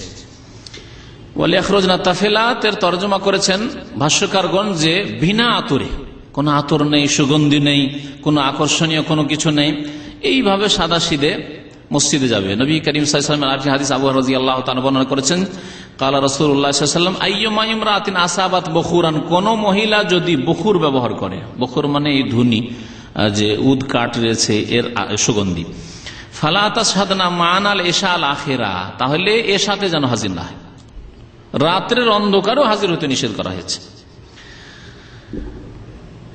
সহিহ মুসলিমে ইবনে মাসউদ রাদিয়াল্লাহু তাআলা আনহর বিবি যায়েনব রাদিয়াল্লাহু তাআলা আনহা থেকে বর্ণিত, ইজা শাহাদাত ইহদাকুন্নাল মসজিদা, হে মহিলারা তোমাদের কেউ যদি মসজিদে নামাজ পড়তে আসতে চায়, ফালা তামাসসা তিবান, তাহলে খুশবু, সুগন্ধি যেন ব্যবহার না করে। তাহলে সুগন্ধি ব্যবহার করে কোনো মহিলার মসজিদে যাওয়া জায়েজ নয়। ইমাম শাওকানি রাহমাতুল্লাহ আলাইহি হাদিসগুলিকে সামনে রেখে বলছেন যে এর উপরে ওই সব বিষয়গুলিকে কিয়াস করে নিতে হবে যে এমন কোন আকর্ষণীয় বস্তু যাতে করে না থাকে, যেগুলি ফিতনা সৃষ্টি করতে পারে অথবা পুরুষদের আকর্ষণ বাড়াইতে পারে, এমন কিছু না থাকে। এইরকম ভাবে যদি মসজিদে যায় তাহলে ঠিক আছে। আর যদি কোনো আকর্ষণ থাকে, ফিতনা সৃষ্টি করার কারণ হয়, সেই লেবাসের মধ্যেই বিভিন্ন নকশার কারণে হোক, যেমন আজকালকার বোরখায়, অথবা সুগন্ধির কারণে হোক, তাহলে মসজিদে যাওয়া জায়েজ নয়। মসজিদে যাওয়াই যদি জায়েজ না হয়, তো আজকাল বাজারে মহিলাদের এই সাজওয়ালা বোরখা পরে যাওয়া কি জায়েজ? মোটেই জায়েজ নয়। সাজওয়ালা বোরখা পরলে স্বামীর সামনে পড়েন, যার জন্য জিনত, যাকে খুশি করা হচ্ছে আপনার মুখ্য উদ্দেশ্য। আল্লাহ পাক যেন আমাদের মহিলাদেরকে হিদায়াত দান করেন। মহিলারা যখন মসজিদে যাবে তখন ভালো ভালো কাপড় যাতে আকর্ষণ রয়েছে ভালো ভালো কাপড় পরে নাই, সালোয়ার কামিজও পরে দেখা যাচ্ছে, আর সুন্দর নকশা রয়েছে, এইরকমই অলংকার পরে যাচ্ছে, পায়ে অলংকার দেখা যাচ্ছে, হাতে অলংকার চুড়ি দেখা যাচ্ছে, এইভাবে যাবে না, জায়েজ নাই। মা আয়েশা রাদিয়াল্লাহু তাআলা আনহা তার জামানার কথা, নবী সাল্লাল্লাহু আলাইহি ওয়াসাল্লাম ইন্তেকালের পরে তার যুগেই যে কিছু মহিলারাকে দেখে তিনি মন্তব্য করেছিলেন, ওই হাদিসটি শুনেন, বুখারী মুসলিমে রয়েছে। লাউ আন্না রাসূলুল্লাহ রাআ মিনান নিসা মা রাআইনা, যদি নবী করিম সাল্লাল্লাহু আলাইহি ওয়াসাল্লাম দেখতে পেতেন মহিলাদের চরিত্র যা আমরা দেখলাম। কতদিন হয়েছে? মাত্র হয়তো 25, 30, 40 বছরও হয়নি। নবী সাল্লাল্লাহু আলাইহি ওয়াসাল্লাম ইন্তেকালের পরে এই 25, 30 বছর, 40 বছরের মধ্যেই তিনি বলছেন যে যা আমরা দেখলাম মহিলাদের চরিত্র তা যদি নবী করিম সাল্লাল্লাহু আলাইহি ওয়াসাল্লাম দেখে নিতেন, লামানাহুন্না মিনাল মসজিদে, তাহলে মসজিদে যেতে অবশ্যই বাধা দিয়ে দিতেন রাসূলুল্লাহ সাল্লাল্লাহু আলাইহি ওয়াসাল্লাম। এটি হচ্ছে খেয়াল ধারণা মা আয়েশা রাদিয়াল্লাহু তাআলা আনহার। কামা মানাত বানু ইসরাঈল নিসা, যেমন বনি ইসরাঈলরা তাদের মহিলাদেরকে নিষেধ করে দিয়েছে। বনি ইসরাঈলরা মুসা আলাইহিস সালামের জামানার পরে ইমানদার তারা ছিল, তাদের বিবিদের দেখলো, তাদের স্ত্রীদের দেখলো যে এদের চরিত্র খারাপ হতে লেগেছে, বেহায়া বেপরদা হতে লেগেছে, সুতরাং তাদেরকে বলে তোমাদের বাইরে যাওয়া চলবে না, মসজিদে যাওয়া, ইবাদত বন্দেগীতে যাওয়া চলবে না, ঘরে। তো এইরকমই নবী সাল্লাল্লাহু আলাইহি ওয়াসাল্লাম বাধা দিতেন মহিলাদের। মা আয়েশা রাদিয়াল্লাহু তাআলা আনহার যুগেই যদি এইরকম হয়ে যায় অবস্থা, তাহলে আজকে 1400 বছর পরে কোথায় পৌঁছে গেছে মুসলিম উম্মতের মহিলারা? কাফের মহিলাদেরকে দেখে, আল্লাহকে যারা ভয় করে সব মহিলাদেরকে দেখে, বেহায়া বেপরদা মহিলাদেরকে দেখে তাদের মতো সজ্জা গ্রহণ করতে চায়, তাদের মতো চরিত্র, তাদের মতো চালচলন, তাদের মতো স্যান্ডেল, উঁচা উঁচা স্যান্ডেল, জুতো, এসব পরে আকর্ষণ সৃষ্টি করে। উঁচু স্যান্ডেল, উঁচু জুতোতে আকর্ষণ সৃষ্টি করেন। তাহলে কোন মহিলা যদি উঁচা উঁচা হুইলওয়ালা স্যান্ডেল আর জুতা পরে মসজিদে যায়, তাহলে এটিও একটি ফিতনার কারণ। এইরকম লিবাস, পোশাক, জুতো, স্যান্ডেল পরে বা আতর সুগন্ধি লাগিয়ে যাতে ফিতনার কারণ হইতে পারে, মহিলারা মসজিদে যাবে না। ইমাম ইবনে জাওজি রাহমাতুল্লাহ আলাইহি মহিলাদের সম্পর্কে একটি কিতাব লিখেছেন, আহকামুন নিসা। তার 39 পৃষ্ঠায় তিনি বলছেন, ইয়ামবাগি লিল মারআতি আন তাহজারা মিনাল খুরুজ মাহমা আমকানাহা, মহিলাদের উচিত যথাসাধ্য তারা বাড়ির বাইরে বেরোবে না। তাহলে এই যে শখের সাথে ছোটখাটো জিনিস কেনার জন্য মহিলাদের বেরিয়ে যেতে হবে, সুপার স্বামীর সাথে যেতে হবে, স্বামীর কোনো কিছু পছন্দ না, বাজারের সাথে সাথে যেতে হবে, লবণ তেল কিনলেও যেতে হবে, সাজ পোশাক কিনলেও যেতে হবে, চাউল ডাল কিনলেও যেতে হবে না, যথাসাধ্য মহিলারা বাইরে যাওয়া থেকে বেঁচে থাকবে। ইন সালামাত ফি নাফসিহা লাম ইয়াসলামিন নাস মিনহা, তিনি বলছেন কারণ যদি মহিলা দিনদার পরহেজগার হয়, তার খারাপ নজর কোনো দিকে না যায়, তো ওর উপর তো নজর পড়বে কারো। কত সুন্দর কথা বলেছেন। দিনদার পরহেজগার মেয়ে, আপনি পর্দার সাথে যাচ্ছেন, কিন্তু আপনার দিকে অন্য কেউ তাকাচ্ছে, আপনি এই সুযোগ দেবেন কেন? আপনি গেছেন দোকানে, আর দোকানে যাওয়ার পরে কাপড় কেনাকাটা করছেন আপনার স্বামীর সাথে, আপনার স্বামীর দিকেও তাকাচ্ছে না, তো দুষ্ট, ও আপনার দিকে তাকাচ্ছে, ঠিক না? দেখেন দোকানে গিয়ে দেখবেন যদি মহিলা কাস্টমার থাকে আর আপনি যদি একা পুরুষ কাস্টমার, তো পুরুষের সাথে কথাই বলবে না। আজকাল দোকানদারদের চরিত্র এত খারাপ হয়েছে অধিকাংশ, যে মহিলা কাস্টমার দেখলে হয়ে গেল, ব্যাস পুরুষ কাস্টমার যাক, ও যতই টাকার কেনুক, টাকার দরকার নেই। এই হলো চরিত্র আজকাল অধিকাংশ মানুষের। সুতরাং আপনি নিজে বেঁচে থাকলেও আপনাকে অনেক সময় বেঁচে থাকতে দেবে না। আপনি ফিতনায় না পড়লে আপনার কারণে অন্য কেউ ফিতনায় পড়বে, গুনাহগার হবে। ফায়জা ইজতাররাত ইলাল খুরুজ খারাজাত বিইজনি যাওজিহা ফি হাইয়াতির রাসসা, যদি বের হতে বাধ্য হয় তাহলে স্বামীর অনুমতিক্রমে বের হবে।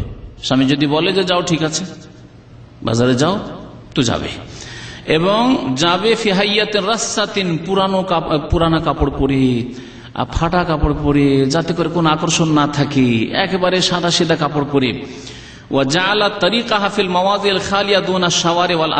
এবং এমন রাস্তা দিয়ে চলবে যে রাস্তাগুলি দিয়ে সাধারণত ভিড় ভাড় করে পুরুষ লোকেরা চলাফেরা করে না, যে রাস্তা দিয়ে লোকজন কম চলাফেরা করে। ওয়াহতারাজাত মিন সামা'i সাউতিহা, আর বেঁচে থাকবে যে এমন না হয় যে গিয়ে জোরে জোরে কথা বলছে দোকানদারের সাথে, এটার দাম কত, ওইটার দাম কত, এটা কেমন, ওইটা কেমন। কিছু আজকাল অধিকাংশ মহিলাদের অবস্থা এরকম, স্বামী চুপচাপ দাঁড়িয়ে আছে আর ও কথা বলছে দোকানদারের সাথে, এইরকম করবে না। ও মাসাত ফি জানিবি তারিক লা ফি ওয়াসাতিহি, রাস্তা দিয়ে যখন চলবে রাস্তার কিনারা দিয়ে চলবে, মধ্য রাস্তা দিয়ে না। আজকাল বুক ফুলিয়ে একবার মধ্য রাস্তাতে মহিলা চলছে, দিনদার পরেজগার লোক হলে পালাতে দিশা পায় না, যে কোন দিক দিয়ে যাবে, ডান দিকে কাটবে না বাম দিকে কাটবে, তুমি দেখো না, ওইরকম না। নবী করিম সাল্লাল্লাহু আলাইহি ওয়াসাল্লামের জামানায় সাহাবী মহিলাগণ তারা রাস্তার কিনারা দিয়ে এমন ভাবে চলতেন সতর্ক ভাবে যে তাদের কাপড়গুলি মনে হইতো যে টাটির বেড়া আছে রাস্তার পাশে, তাতে লেগে যাবে, খেজুর পাতার বেড়া, খেজুর পাতায় লেগে যাবে, খেজুরের ডালে লেগে যাবে, কাপড় কাঁটাতে লেগে যাবে, খেজুরের কাঁটা লেগে যাবে, এইরকম আশঙ্কা হতো। তো এইভাবে মহিলারা চলাফেরা করতেন। মুসলিম মহিলারা এইভাবে আসল রাস্তা ছেড়ে দিয়ে রাস্তার কিনারা কিনারা চলাফেরা করবে, যদিও তাদেরকে বেরিয়ে যেতে হয়। আর যদি না বেরিয়ে কাজ চলে তাহলে বাইরে যাবে না। মহিলা যদি পুরুষের পেছনে নামাজ পড়ে মুক্তাদি হয়ে, আর একটি বিষয়, এর আগের মাসলা ছিল যে মহিলারা শুধু মহিলা আছে আর মহিলাদের জামাত, এখানে পুরুষদের জামাত, পুরুষদের জামাতে যদি মহিলা নামাজ পড়ে আর একজন মহিলা যদি থাকে তাহলে কি করবে?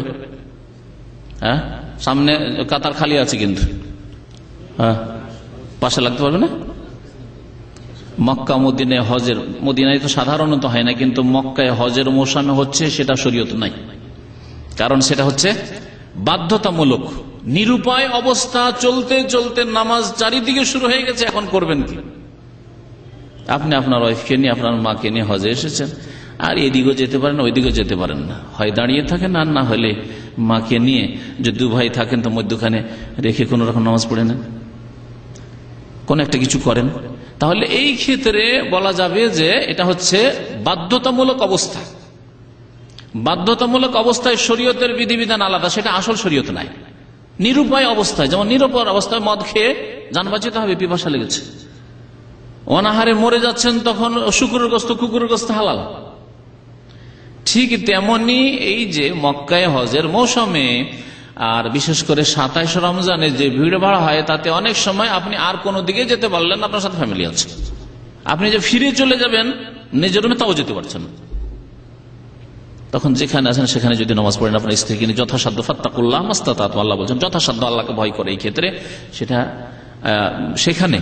কিন্তু যদি জায়গা থাকে পিছনে, তাহলে কখনো কোনো পুরুষের পাশে কোনো মহিলা লাগবে না, এমনকি যদি নাবালক ছেলে থাকে তার পাশেও লাগবে না। সুন্নাত তরিকা শোনেন, নবী করিম সাল্লাল্লাহু আলাইহি ওয়াসাল্লামের সাহাবায়ে কেরামদের জামানায় কিভাবে তারা দাঁড়াইতো। পুরুষদের পিছনে হবে নাবালক ছেলেরা, আর নাবালকদের পিছনে, নাবালকের পিছনে হবে মহিলা, যদিও বুড়ি হোক না কেন, বৃদ্ধা হোক না কেন। আজুজ হাদিসে এসেছে যে অত্যন্ত বৃদ্ধা ছিল, তারপরে পেছনে একাই দাঁড়িয়েছে, দাদি অথবা নানি ছিল। আনাস রাদিয়াল্লাহু তাআলা বর্ণনা করছেন, হিনা সাল্লা বিহিম রাসূলুল্লাহ সাল্লাল্লাহু আলাইহি ওয়াসাল্লাম, নবী সাল্লাল্লাহু আলাইহি ওয়াসাল্লাম তাদেরকে নামাজ পড়ালেন, বলছেন যে কুমতু আনা ওয়াল ইয়াতীম ওয়া রাহু, আমি আর আরেকজন ইতিম ছিল, ছেলে। ইতিম মানে নাবালক ছেলে, তাহলে নাবালক হলে আর ইতিম থাকে না। আমাদের দেশের মানুষ বাপ যদি মরে গিয়ে তাও তো ইতিম, 40 বছর বয়সে আর ইতিম রে, না ইতিম নাই, সাবালক হলে আর ইতিম থাকে না।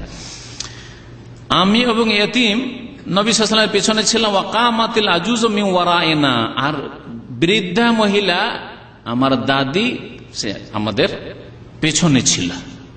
তাহলে পিছনে দাদি হোক, নানি হোক, নিজের স্ত্রী হোক, পাশে দাঁড়ানো তাহলে জায়েজ নাই। আজকাল অধিকাংশ মহিলা দাদি নানির জিজ্ঞাসা করে না মাসলা, মা খালার মাসলা জিজ্ঞাসা করে আমার স্ত্রীকে পাশে নিয়ে নামাজ পড়তে পারবো কিনা, এই মাসলা খুব জিজ্ঞেস করে। জীবনের একটাই শখ হয়ে গেছে পাশে নিয়ে নামাজ পড়া। তো স্ত্রী হইলেও পিছনে নামাজ পড়াইতে হবে। আরো আনাস রাদিয়াল্লাহু তাআলা আনহু থেকে বর্ণিত হাদিস, বুখারীতে রয়েছে, আগের হাদিসটা বুখারী মুসলিমে রয়েছে, সাল্লাইতু আনা ওয়াল ইয়াতীম ফি বাইতিনা, আমি আর আরেক ইয়াতীম আমাদের বাড়িতে নামাজ পড়েছিলাম, কোন সুন্নত নফল নামাজ ছিল। খালফান নবী সাল্লাল্লাহু আলাইহি ওয়াসাল্লামের পেছনে নবী সাল্লাল্লাহু আলাইহি ওয়াসাল্লাম এসে বাড়িতে নামাজ পড়িয়ে দিলেন। ওয়া উম্মি খালফানা, আমার মা আমাদের পিছনে ছিল, উম্মে সুলাইম, আমার মা আমাদের পিছনে ছিল। তাহলে মা ছেলের পাশে নয়, নাবালক ছেলের পাশে নয়, বরং পিছনে দাঁড়াবে। রাওয়াহুল বুখারী, সহিহ বুখারী হাদিস। ওয়াইন কানাল হুজুর মিনান নিসা আকসার মিন ওয়াহিদা, একজন মহিলা যদি হয় একা, কোনো পুরুষের নামাজ জায়েজ নাই। কাতারের পিছনে একা অনেকে দাঁড়িয়ে যায়, এখানে যদি জায়গা সামনে থাকে জামাত ধরার জন্য, রুকু ধরার জন্য, যে এই রাকাতটা ধরে নি, না চলবে না। রুকু ধরার জন্য আর এই রাকাতটা পেয়ে যায় এই জন্য, অথচ সামনে জায়গা আছে, পিছনে একা দাঁড়ানো জায়েজ না, এই নামাজ হবে না। নবী করিম সাল্লাল্লাহু আলাইহি ওয়াসাল্লাম পুরুষদেরকে আমারাহু আন ইউঈদ আস-সালাহ, নামাজ পুনরায় দোহরাইতে বলেছেন, পুনরায় নামাজ পড়ো, নামাজ হবে না এইভাবে। জায়গা থাকলে, জায়গা নেই, দেখছেন দুই দিক থেকে ফুল হয়ে গেছে কাতার, আপনি আসলেন, আর কারো অপেক্ষা করার দরকার নেই, তখন ফাত্তাকুল্লাহ মাসতাতাতুম, যথাসাধ্য আল্লাহকে ভয় করে একা লেগে যেতে পারেন। এই একটি মত উলামায়ে কেরামদের আছে, এটি বেশি ঠিক। আর একটি মত আছে একজনকে টানেন, টেনে ওর নামাজের খুশু খুজু নষ্ট না করে, ইজতিহাদি ফতোয়া না দিয়ে একাই দাঁড়িয়ে যান, এই ক্ষেত্রে কোনো অসুবিধা নেই। মহিলাদের ক্ষেত্রে মাসলা বলছিলাম যে মহিলারা যদি একাও হয় তবু একা দাঁড়াবে, কিন্তু কোন পুরুষের, এমনকি নাবালক ছেলের পাশে দাঁড়াবে না। মহিলা যদি একাধিক হয়, 2 জন 3 জন 4 জন, তাহলে তাদের কাতার সবচেয়ে পিছনে হবে, সব শেষে হবে। নবী করিম সাল্লাল্লাহু আলাইহি ওয়াসাল্লাম বলেছেন, খায়রু সুফুফির রিজালি আউয়ালুহা ওয়া শাররুহা আখিরুহা, পুরুষদের সবচাইতে উত্তম কাতার হচ্ছে আগের কাতার, সামনের কাতার। ওয়া শাররুহা আখিরুহা, আর সবচাইতে খারাপ কাতার হচ্ছে শেষের, পিছনের কাতার। ওয়া খায়রু সুফুফিন নিসা আখিরুহা, আর সবচাইতে উত্তম কাতার মহিলাদের হচ্ছে পেছনের কাতার। ওয়া শাররুহা আউয়ালুহা, আর সবচেয়ে আগের কাতার হচ্ছে খারাপ কাতার। কেন? মহিলাদের আগের কাতার সবচাইতে নিকৃষ্ট কাতার, শাররুহা বলা হয়েছে, খারাপ, কারণ সামনে পুরুষের কাছাকাছি কাতার লেগে আছে। সেই জন্য যত পুরুষ থেকে তাহলে দূরে থাকবে, তত বেশি উত্তম হবে তাদের নামাজ, তত বেশি তাদের নামাজ যে ফজিলত তারা পাবে। তাহলে যদি পিছন দিকে জায়গা বেশি থাকে তাহলে একটু দূরেই লাগুক তারা। মহিলাদের আরেকটি মাসলা হচ্ছে সাহর ক্ষেত্রে, নামাজ যদি সাহ হয়ে যায়, ভুল হয়ে যায় ইমাম সাহেবের, তো ইমামকে স্মরণ করিয়ে দেওয়ার ক্ষেত্রে পুরুষদের এবং মহিলাদের মাঝে কি আছে? পার্থক্য আছে। পুরুষরা কি করবে? না আল্লাহ আকবার বলবে। এই আল্লাহ আকবার বলার বিদাত আমাদের দেশে কোথা থেকে যে আসলো আজ পর্যন্ত খুঁজে পেলাম না। না হাদিসে আছে, না ফিকার কিতাব আছে, না হানাফি ফিকাতে, না শাফি, না মালিকি, না হাম্বলি, কোনো ফিকাই নেই। কিন্তু আমার দেশের মানুষরা, ইন্ডিয়া, পাকিস্তান, বাংলাদেশের মানুষদেরকে দেখা যায় এইখানেও কোন দেশে বলে অভ্যাস আছে, তো যদি ইমাম ভুল করে দেয় কি বলে? আল্লাহ আকবার। জানি না বিশেষ ক্ষেত্রে না সব ক্ষেত্রে আল্লাহ পাক জানে, বেশি করে দিলে কম করে দিলে না কোন ক্ষেত্রে বলে না যায়, আপনারা বেশি জানেন হয়তো। আল্লাহ আকবার বলে, অথচ আল্লাহ আকবার নেই। হাদিসে গেছে আত-তাসবিহু লির-রিজাল, পুরুষরা ইমামকে স্মরণ করাবে বা কোনো কিছু ঘটলে তার সংশোধন করাবে কিভাবে? তাসবির মাধ্যমে। তাসবিহ কাকে বলে? সুবহানাল্লাহ বলবে। সুবহানাল্লাহ বললে ইমাম সচেতন হয়ে যাবে যে আমার কোনো ভুল হয়েছে। আচ্ছা, আমরা শুধু এই বিষয়টি বয়ান করি কারণ আমি আরেকটু বেশি বয়ান করতে চাইছি, কারণ হাদিস আছে মান্না বা হুসাইয়ুন ফি সালাতি, নামাজে কোনো কিছু যদি পেশ আসে, কোন সমস্যা যদি নামাজে দেখা দেয়, তাহলে ফালিয়াসাব্বিহির রিজাল, পুরুষরা যেন তাসবিহ পড়ে। তাহলে এই কথা বলা হয়নি যে ইমাম যদি শুধু ভুল করে আর তার ভুল সংশোধনের জন্য তাসবিহ পড়ো। নামাজের অবস্থায় ইমাম খেয়াল করেনি, কিন্তু মুক্তাদি দেখতে পেয়েছে যে সাপ। আরেকটি মাসলা, মুক্তাদি দেখতে পেয়েছে যে বাঘ ঢুকে গেছে, সেজদে গেলে মানুষ খাবে ধরে ধরে, কি করবে? সুবহানাল্লাহ। এজা না বাহু শাইয়ুন, কোনো কিছু যদি পেশ আসে, কোনো সমস্যা যদি দেখতে পাও, তাহলে এই মাসলা, এই হাদিসটিকে যদি এইভাবে আমরা বুঝে রাখি, তাহলে শুধু ওই সহজে আমরা হাদিসকে সীমিত করব না যে সহ হয়ে গেছে, ভুল হয়ে গেছে। সহ মানে ভুল হওয়া, ইমামের ভুল হয়েছে তখন শুধু সুবহানাল্লাহ না, যে কোনো কিছু সমস্যা থাকে আর যদি সেই ক্ষেত্রে সতর্ক করতে হয়, আল্লাহ না করে কোনো শত্রু এসে মুসল্লিদের উপর, আজকাল যে পাকিস্তানে শোনেন যে মসজিদের মধ্যে গুলি চলছে, তাই না? নামাজের অবস্থা দেখে শত্রু চলে এসছে, টের পেয়েছেন মুক্তাদি, সুবহানাল্লাহ যদি 2-4 জন বলে ওঠে, তাহলে সজাগ হবে না? হবে না? আশেপাশে সিকিউরিটি যদি থাকে তারাও তো সজাগ হবে, কাজ হয়ে গেল। অথবা ইমাম সজাগ হবে, তখন নামাজকে সংক্ষেপ করবে। কোনো কিছু হয়েছে, একটা লোক বেহুশ হয়ে গেছে, এই হাদিসকে অনেক ক্ষেত্রে ফিট করা যেতে পারে। একটা লোক হঠাৎ করে বেহুশ হয়ে পড়ে গেছে, ইমাম নামাজ ও লম্বা কেরাত শুরু করে দিচ্ছে, সুবহানাল্লাহ যদি শুনে তাহলে নামাজকে সংক্ষেপ করবে, রুকু সে সংক্ষেপ করবে, তাড়াতাড়ি করে ফরজ কোন রকম নামাজটা আদায় করে দেখবে হয়েছে কি। তাহলে সুবহানাল্লাহ ক্ষেত্রে বললে লোকটা বেহুশ হয়ে মারা যাচ্ছে পড়ে, আর নামাজ পড়তেই আছেন না, সুবহানাল্লাহ বলেন তাড়াতাড়ি। তো নবী সাল্লাল্লাহু আলাইহি ওয়াসাল্লাম কি বলেছেন, ইযা নাবাকুম ফিস সালাতি শাইউন, নামাজের মধ্যে তোমাদের সামনে কোনো কিছু যদি পেশ আসে, ফালিয়ুসাব্বিহ রিজালু, পুরুষরা যেন সুবহানাল্লাহ বলে, ওয়ালিয়ুসাফফিকিন নিসা, মহিলারা জানে কি বলে, মহিলারা তালি দেয়, তাসফিক তালি দেয়। তালি সম্পর্কে বলা হয়েছে যারা খেলাধুলা করে তাদের তালি থেকে যদি বিরোধিতা করা যায় তাহলে ভালো। সেই জন্য উলামা কেরাম তাদের ইজতিহাদে বলেছেন এইভাবে তালি দেন অথবা এইভাবে তালি দেন, তাদের উল্টো করেন। তারা তালি দেয় এইভাবে, দেখেন আওয়াজ বেশি হচ্ছে। আর এই তালি দেওয়া কাফের মুশরিকদের ইবাদত বন্দেগী উপাসনা বলা হয়েছে, ওমা কানা সালাতু মিনাল বাইতি ইল্লা মুকাআ ওয়া তাসদিয়া। কোরআনে কারিমে আল্লাহ পাক বলেছেন যে বাইতুল্লাহর আশেপাশে মক্কার মুশরিকরা, আরবের কাফেররা যখন ইবাদত উপাসনা পুজো পাঠ করত তখন তারা, দেখেন না আজকাল খেলাধুলায়, আজকাল কিছু কিছু ইসলামের নামে অনুষ্ঠান হয় তাতেও তালি বাজায়। আশ্চর্য লাগে এক শ্রেণীর আলেমদেরকে যে তারা কি করে এগুলিকে জায়েজ করে বা এগুলিকে কি করে সমর্থন করে। তো মহিলারা তাহলে তালি দিয়ে সতর্ক করবে।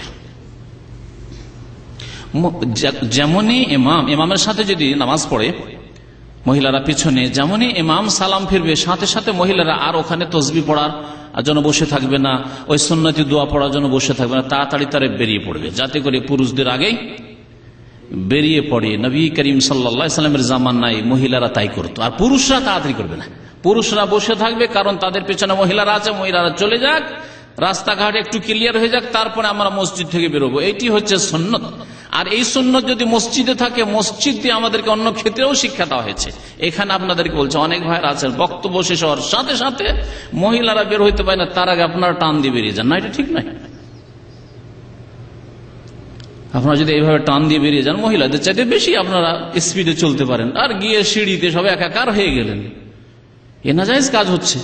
সুতরাং এই ক্ষেত্রে আপনাদের কিছুক্ষণ অপেক্ষা করা উচিত, আর মহিলাদের উচিত তাড়াতাড়ি চলে যাওয়া, মহিলারা আগে বেরিয়ে, অথবা থেকে যাক, যদি দেখা যায় যে না আমি একাই যেতে পারবো না, আমার স্বামী দেরি করে বেরোবে, তাহলে বসে থেকে যাক, পুরুষরা যখন চলে যাবে তখন মহিলারা বের হবে, দুটোর একটি হইতে হবে। কিন্তু একসাথে ওই দিক থেকে ওরা টান দিল আর এই দিক থেকে আপনারা টান দিলেন আর সিঁড়িতে গিয়ে একাকার হয়ে গেলেন, না, এইভাবে করা নবী করিম সাল্লাল্লাহু আলাইহি ওয়াসাল্লামের আদর্শের খেলাফ, এবং এগুলি হচ্ছে বিভিন্ন গুনহার কারণ।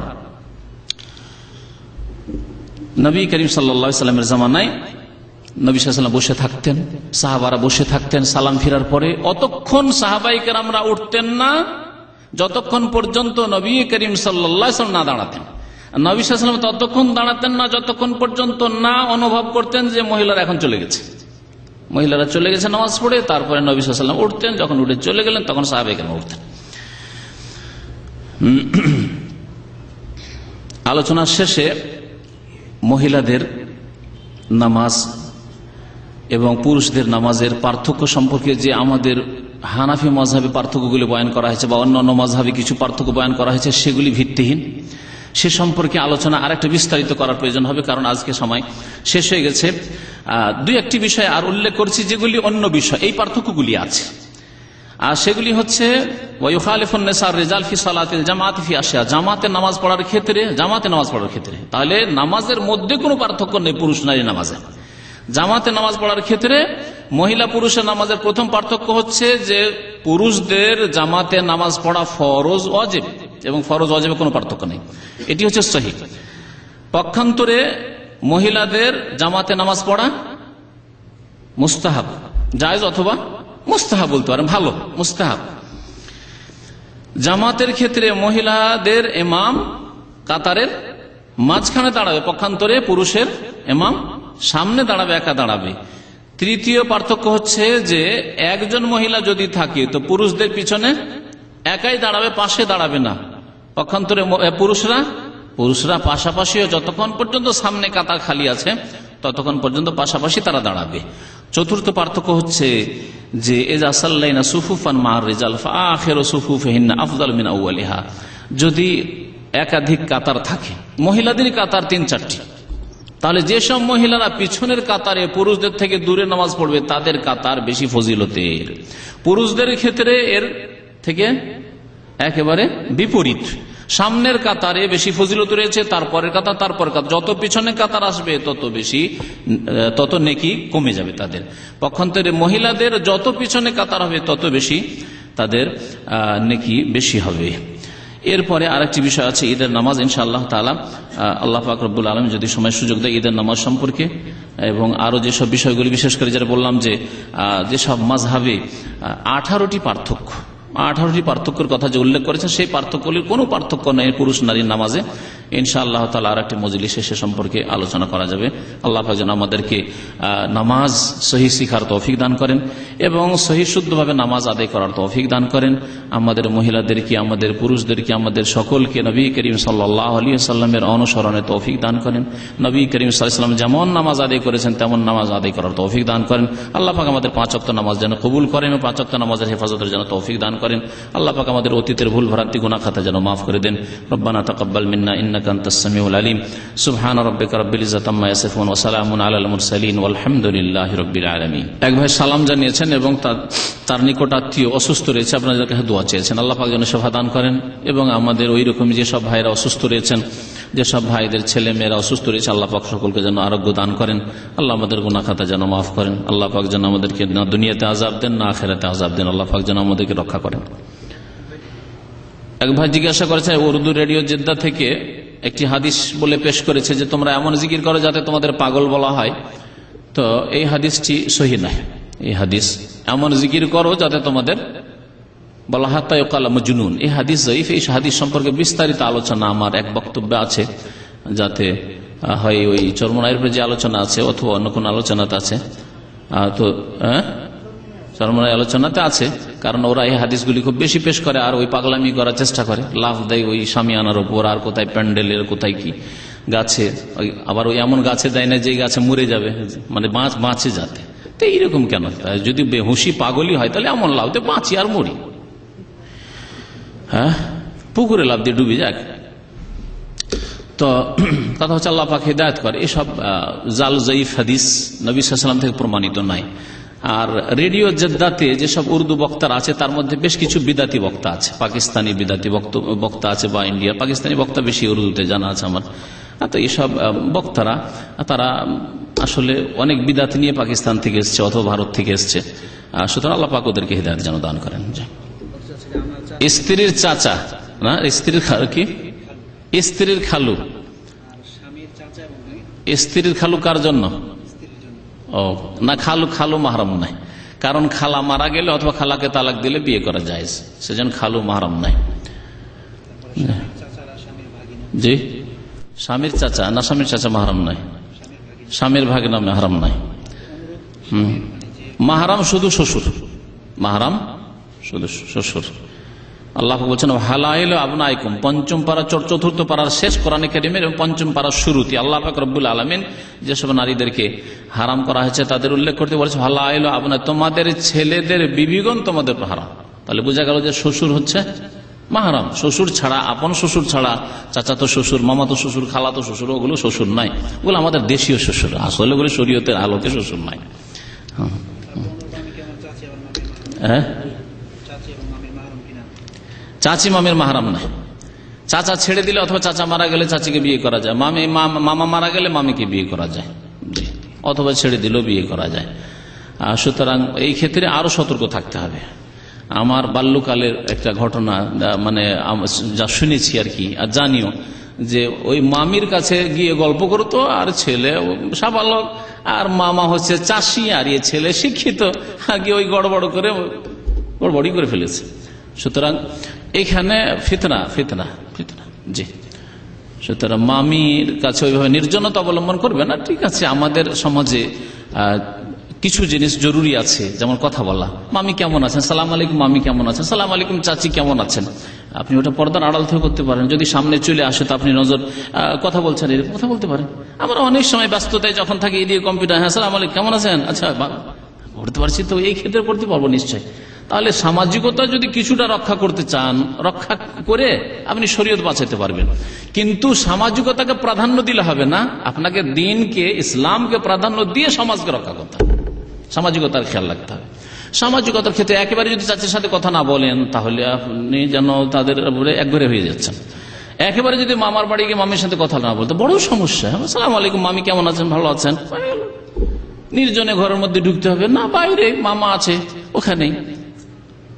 তারপরে এই বিষয়গুলি যখন তাদেরকে জানিয়ে দেবেন, তারাও একটু পর্দার সাথে আসবে, গায়ে হাতে কাপড় দিয়ে আসবে, মাথায় কাপড় দিয়ে আসবে। চেহারা হাতের ব্যাপারে অনেকটাই হয়তো এইসব ক্ষেত্রে যদি মামার সামনে হয়, সকলের সামনে হয়, নানি দাদি আছে তাদের সামনে হয়, তাহলে অনেকটাই ফিতনা থেকে মুক্ত।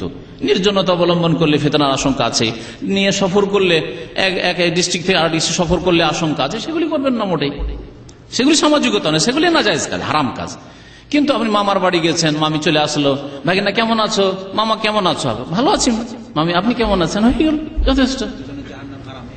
রক্তপানের হাদিস সম্পর্কে জিজ্ঞাসা করেছেন, আমি গত সপ্তাহে এগুলো নিয়ে একটু রিসার্চ করছিলাম, ইনশাআল্লাহ হাদিস জড়ো করেছি, জমা করেছি। আর জাল জয়ীফের সিরিজ সম্পর্কে আমার কিছু বক্তব্য এই বছর হবে ইনশাআল্লাহ, তার মধ্যে এই রক্তপানের হাদিসগুলি পেশ করবো ইনশাআল্লাহ। তাতে জানতে পারবেন যে রক্তপানের হাদিস সহিহ নাই। সাল্লাল্লাহু আলাইহি ওয়া সাল্লাম মুহাম্মদ ওয়া আলা আলিহি ওয়া সাহবিহি আজমাইন।